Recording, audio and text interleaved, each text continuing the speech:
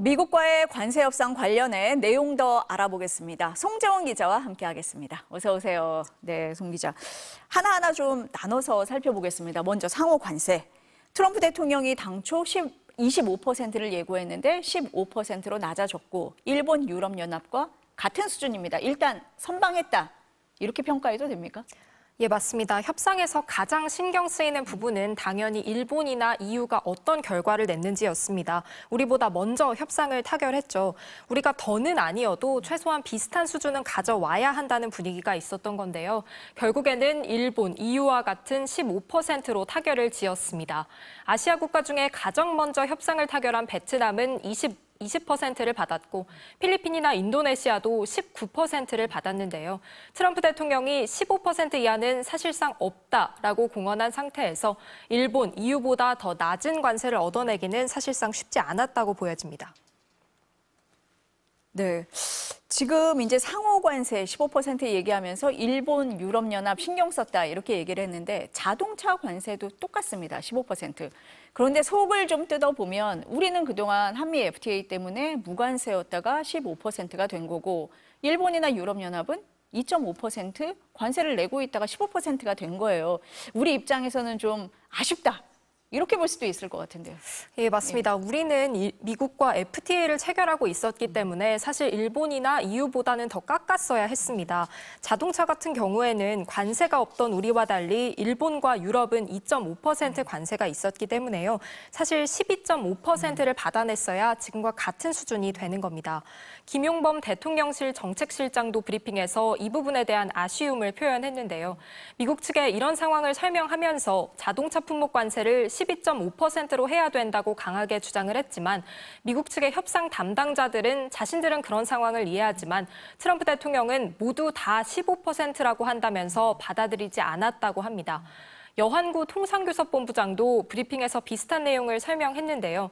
트럼프 대통령이 미국 자동차 산업을 보호하려는 의지가 강해서 15% 이하로는 어렵다는 입장을 고수했고 12.5%를 받았으면 좋았겠지만 더 끌다가는 이마저도 얻어내지 못할 수 있다는 판단을 내려서 이렇게 결정했다고 밝혔습니다. 그러니까 우리 정부에서는 12.5%로 해달라 이렇게 요구를 했고 미국의 실무자들은 이해를 했는데 트럼프 대통령이 끝까지 안 된다고 했다. 그래서 안 됐다. 뭐 이렇게 이해를 하면 되겠네요.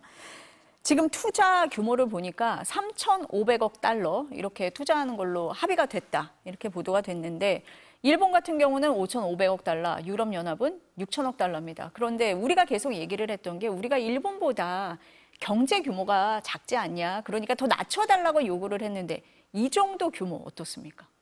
네, 대통령실 관계자는 금액 규모가 커 보일 수는 있는데 실제로 돈이 들어가는 건 아니라고 설명을 했습니다. 일단 투자 내용은 크게 좀 둘로 나눠서 봐야 할 것 같은데요. 1,500억 달러는 조선업 협력 프로젝트, 이른바 마스가 프로젝트에 지원이 되고요. 나머지 2,000억 달러는 반도체와 배터리, 바이오 같은 다른 산업 분야에 미국 투자에 활용이 될 예정입니다. 대통령실은 미국과 펀드 협상을 위해서 먼저 타결한 일본의 사례를 많이 연구를 했고 이를 바탕으로 미국 정부가 안전한 곳에 투자하고 해당 상품의 구매를 보장한다는 안전장치를 마련했다고 밝혔습니다. 그러면 지금 송 기자 설명을 들어보면 우리가 3,500억 달러를 투자를 하기로는 했는데 그중에 1,500억 달러가 조선업이다. 이 부분은 좀 빼고 봐야 되지 않느냐. 뭐 이렇게도 이해해도 되겠습니까? 네. 그런 부분이 좀 있는 것 같고. 그리고 직접 투자가 다는 아니다. 뭐 이렇게도 얘기를 하는 거네요. 지금 보니까. 예, 맞습니다. 네. 직접 투자하는 것도 있지만 좀 무역보험공사나 이런 곳에서 보증의 개념도 더 크기 때문에 실제로 돈이 들어가는 거라고 보기는 어려울 것 같습니다. 그러니까 뭐 직접 투자도 있고 대출도 있고 보증도 있는데 보증 규모가 크니까 이게 직접 투자로 다 이어지는 건 아니다. 이렇게 이해를 하면 되겠습니다. 맞습니다. 지금 미국에서 얘기를 할 때 우리는 경제 규모에 따라서 투자액을 정해야 되는 거 아니냐라고 보는데 미국에서 볼 때는 아니, 지금 무역 흑자 많이 보고 있는 거 아니냐. 그러니까 많이 투자해야지. 이렇게 보고 있는 것도 같습니다. 예, 맞습니다. 지난해 기준으로 우리나라와 일본의 대미 무역 흑자는 사실 비슷한 수준입니다. 트럼프 대통령은 각국의 경제 규모보다는 미국과의 교역에서 얼마나 흑자를 받는지 이걸 중요하게 생각을 했는데요. 조선업을 제외한 펀드 규모가 일본의 36% 수준이라서 사실 우리의 상황이나 입장이 반영됐다 이렇게 볼 수 있을 것 같습니다. 우리가 지금 이 얘기를 하면서 계속 얘기를 하고 있는 게 조선업 이잖아요. 미국의 트럼프 대통령은 미국의 조선업을 좀 살리고 싶어서 한국 기업과 협력하고 싶다. 이 얘기를 계속 했었는데 그럼 이번 협상을 하는 데 있어서 조선업이 정말 협상의 지렛대 역할을 했다. 이렇게 볼 수 있습니까?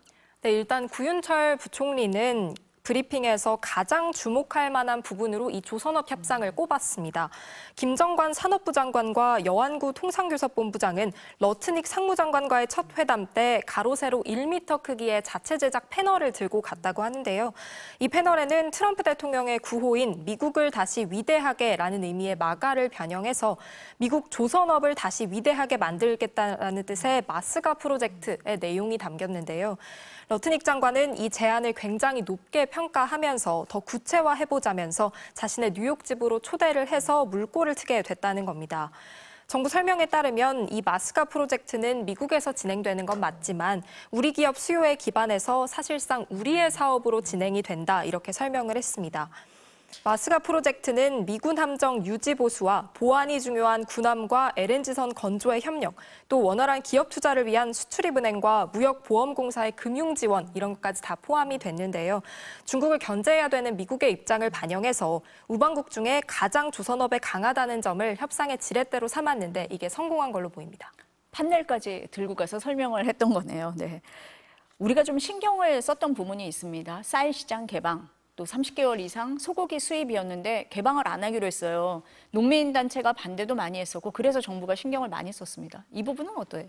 예, 맞습니다. 당초 미국은 30개월령 이상 미국산 소고기 수입 제한 해제와 쌀 시장 개방을 굉장히 강하게 요구를 했습니다. 이 문제를 두고 양측에서 고성도 오갈 정도로 우리 측에서도 진통이 컸는데요. 그럼에도 우리가 방어를 계속하면서 이 분야에서 추가적인 양보는 없었습니다. 우리 정부는 원래 쌀과 소고기는 협상에 올리지 않는다는 방침을 세우고 대신 연료용 농산물 수입 확대를 고려했었는데요. 하지만 먼저 미국과 통상협상을 끝낸 일본이 농산물 시장을 확대하기로 한 데다 미국이 지난 24일에는 우리와 2+2 통상협의를 취소하기도 하고 압박이 이렇게 거세지는 상황에서 농산물 시장 추가 개방할 가능성을 배제하기 어렵다는 관측도 많았는데요. 우선은 한숨 돌렸다 이렇게 볼 수 있을 것 같습니다. 그런데 트럼프 대통령이 오늘 오전 SNS에 한국 농산물 시장 완전 개방 이렇게 올렸잖아요. 그래서 분명히 쌀, 소고기 개방 안 하기로 했는데 어떻게 된 거냐 기자들이 많이 물었어요. 그랬더니 김용범 정책실장 얘기는 우리는 이미 농산물 시장 99.7% 개방하고 있다라고 답변을 했거든요. 그러면 트럼프 대통령의 이 표현의 문제 이렇게 이해해야 됩니까? 어때요, 이건? 예, 말씀하신 것처럼 대통령실은 추가 개방이 없다. 네. 이 점을 굉장히 분명히 했습니다. 식량 안보와 농업의 민감성을 감안해서 쌀이랑 소고기 시장은 추가 개방을 하지 않기로 합의했다. 이렇게 못 박은 건데요. 트럼프 대통령이 SNS에 쓴 표현에 대해서는 정치 지도자의 표현이다. 이렇게 이해하고 있다. 이렇게 해석을 했습니다. 구윤철 부총리도 오늘 회담에서 트럼프 대통령도 과체류에 대한 한국의 검역 절차에 대해서 문의를 하면서 관심을 표명했지만 협상단이 끈질기게 설명을 해서 미국 측이 우리 농업의 민감성을 이해하고 추가적인 시장 개방은 하지 않는 걸로 설명했다. 이렇게 설명을 했습니다. 특히 여한구 통상교섭본부장이 준비해간 사진 한 장이 미국 측을 설득하는 데 큰 공을 세웠다고 하는데요. 여 본부장은 2008년 광우병 사태 당시에 광화문 인근의 집회 사진을 준비해 가서 한국에서 농축산물 시장 개방이 얼마나 민감한 문제인지를 좀 보여줬다고 합니다. 정말 다양한 방법으로 설득을 했네요. 네. 반도체하고 의약품 이거에 관해서는 다른 나라에 비해서 불리하지 않도록 한다. 이렇게 협상이 된 겁니까? 예, 맞습니다. 반도체랑 의약품 분야에 대해서는 관세 부과가 예고가 된 상황이어서요. 그렇죠. 기업들이 상당히 예의주시를 하고 있었는데요. 삼성전자는 최근 미국 테슬라에 23조 원 규모의 반도체를 공급한다고 밝히는 등 대규모 투자까지 이어왔습니다. 관세율이 아직 정해지지 않은 분야라서 일단 다른 나라에 비해서 불리하지 않은 최애국 대우를 약속받았습니다. 트럼프 대통령이 그전에 알래스카 LNG 개발에 한국이 참여해야 된다 이런 얘기를 했는데 이번엔 이 얘기가 쏙 빠졌네요. 네, 미국산 LNG를 1,000억 달러 수입한다 이런 내용이 포함이 됐는데요. 대통령실에 따르면 이 부분은 미국이 그간 요구해왔던 알래스카 개발이 아니라 우리나라가 기존에 미국에서 수입하고 있는 LNG와 원유 그리고 석탄 일부에다가 중동산 LNG의 일부의 구입처를 돌리는 거라고 합니다. 추가적으로 없던 수요를 만드는 게 아니라서 큰 무리는 없다 이런 설명인데요. LNG는 대부분 장기 계약을 체결하는데 계약 만료를 앞두고 주로 써오던 중동산을 미국산으로 대체하게 되는 거라서 수입처 다변화라는 측면에서는 우리의 에너지 안보를 강화하는 이런 긍정적인 측면으로도 볼 수 있을 것 같습니다. 자동차 관련해서 우리가 이제 관세 15%에 합의했다 이렇게 했는데 뭐 철강, 알루미늄, 품목 관세에 대해서는 이번에 내용도 없고 여전히 유지가 된다 이렇게 알려지고 있습니다. 뭐 상호 관세 중요하긴 한데 품목 관세가 더 신경 쓰인다 이런 시각도 있거든요. 네, 일단 자동차 업계에서는 급한 불은 껐다 이런 분석이 나옵니다. 하지만 50%의 품목 관세가 적용이 되던 철강, 알루미늄 업종에는 비상이 걸렸습니다. 당초 업계에서는 EU가 합의했던 것처럼 일정 쿼터 내에서 무관세를 적용받을 수 있을 거라는 기대도 나왔는데요. 이번 협상에서 해당 품목들이 제외가 되면서 정부와 업계에 큰 숙제로 남게 됐습니다. 또 하나 좀 이상하다라고 생각했던 부분이 미국 상무부에서 미국에 우리가 투자를 하는데 이익이 나면 90%를 미국이 가져간다. 이렇게 미국 상무부가 밝혔잖아요. 투자는 우리가 하는데 미국이 다 가져간다. 납득이 안 된다. 이런 분들이 많으신 것 같아요. 이거 어떻게 봅니까? 네, 그런 의견이 많아서요. 이 부분도 대통령실에 설명이 있었습니다.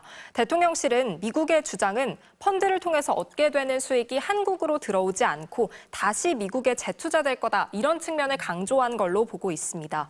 그러면서 이 펀드와 관련된 내용은 모호할수록 좋다. 이런 얘기도 했는데요. 관세 협상을 국내 정치에 이용하고 있는 트럼프 대통령의 협상 방식을 우리도 우리 나름대로 이용하면 된다. 이런 생각을 갖고 있는 것 같습니다. 그러니까 뭐 미국이 90% 다 가지고 가고 우리는 10%만 가지고 온다가 아니라 그 이익이 나면 미국에 재투자하는 그런 방식을 얘기했을 거다. 아직은 알 수 없는 거잖아요. 네.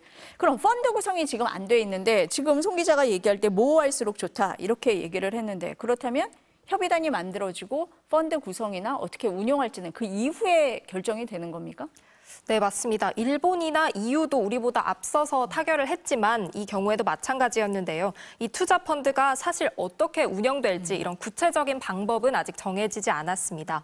큰 틀에서의 협의는 마쳤지만 추가 협의가 진행될 예정인 만큼 이런 세부 사항은 조금 더 논의가 필요해 보입니다. 정부 고위 관료들도 미국으로 다 달려갔지만 기업인들도 총출동했잖아요. 삼성전자의 이재용 회장, 정의선 현대차 회장, 김동관 한화그룹 부회장. 당사자들이잖아요. 총력전 아니었습니까?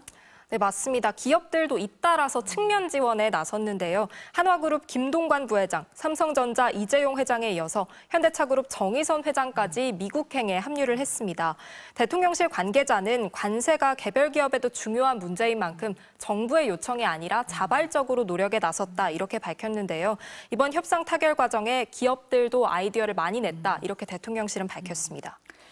기업들의 지원이 많이 도움이 됐다. 이렇게 들리기도 합니다. 관세 협상이 이제 타결이 됐습니다. 기업들, 시장 반응은 어떻습니까?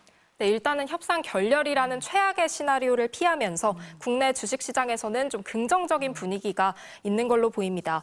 그동안 협상 타결에 대한 기대감이 시장에 선반영되면서 주요 수출 관련 업종을 중심으로 주가가 상승했는데요. 실제로 합의가 발표되면서 무역 리스크 해소와 관세 부담 완화라는 걸 명백한 호재로 인식할 가능성이 높은 겁니다. 하지만 관련 기업들의 반응은 엇갈리고 있습니다. 자동차와 반도체처럼 어느 정도의 성과를 얻은 기업들은 일단 안도하는 분위기입니다. 현대기아차는 보도자료를 내서 정부와 국회의 노력에 감사하고 경쟁력 강화와 기술 혁신에 매진하겠다 이런 입장을 밝히기도 했습니다. 하지만 반면 50%의 관세를 그대로 유지하게 된 철강과 알루미늄 업계는 미국 시장에서의 손실이 불가피하다면서 우려하고 있습니다. 기업마다 지금 희비는 엇갈리고 있는 상황이다 이렇게 보입니다. 트럼프 대통령이 관세 협상 타결됐다 이 얘기를 하면서 2주 안에 이재명 대통령과 만나겠다. 한미 정상회담을 예고를 했습니다. 구체적인 날짜는 안 정해진 것 같고 그러면은 정상이 만나서는 어떤 논의를 할 거다 이렇게 보십니까? 네, 말씀해 주신 것처럼 아직 날짜가 확정이 된 건 아닙니다. 하지만 트럼프 대통령이 말한 것처럼 트럼프 대통령의 일정에 맞춰서 2주 안에 한미 정상회담이 열릴 걸로 보이는데요. 이번 합의를 통해서 발표됐던 투자 규모나 외교안보 분야의 주요 현안들이 이 정상회담에서 이뤄질 것으로 보입니다. 정상들이 만나서 세세한 내용까지 정하지는 않겠죠. 그러니까 지금 송 기자 얘기대로라면 오늘 결정된 이 사항들이 최종 발표되는 그런 자리가 될 거다. 이렇게 이해를 하면 될 것 같습니다. 오늘 말씀 여기까지 듣겠습니다. 감사합니다.